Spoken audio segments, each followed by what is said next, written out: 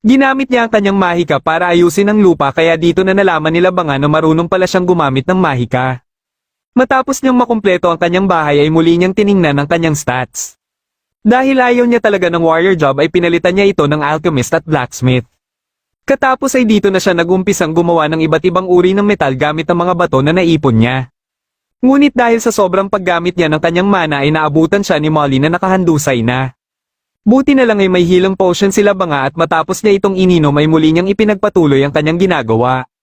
Iba't ibang gamit sa pagluluto ang kanyang mga nagawa at dahil na din sa pagtulong niya kay Bobon ay mas lalo lang tumaas ang level ng kanyang blacksmith. Dahil gusto niya na din mapataas ang kanyang alchemist ay humingi siya ng healing potion kay Banga para makalikha din siya ng potion mula sa mga halamang gamot na nakuha niya. Bagamat nakalikha din siya ng healing potion ay medyo naiiba ang kulay nito at sa tingin niya ay dahil ito sa gumamit siya ng water magic. Sa kagustuhan niya na makalikha ng iba't ibang klase ng potion ay muli siyang naghanap ng mga halamang gamot. Ngunit ilang sandali lang ay may lumapit sa kanyang armored boar. Sinubukan niya itong labanan ngunit hindi umuubra dito ang physical at magical attack. Bigla siyang may napansin sa kanyang likuran at ito pala ay isang poison spider. Akala niya ay siya din ang pupunteryahin nito pero pagka-atake ng armored boar ay bigla itong tumalon sa armored boar para iligtas siya. Dito na biglang na-activate ang kanyang intuition skill kaya nakaisip na siya ng paraan kung paano niya tatalunin ang armored boar.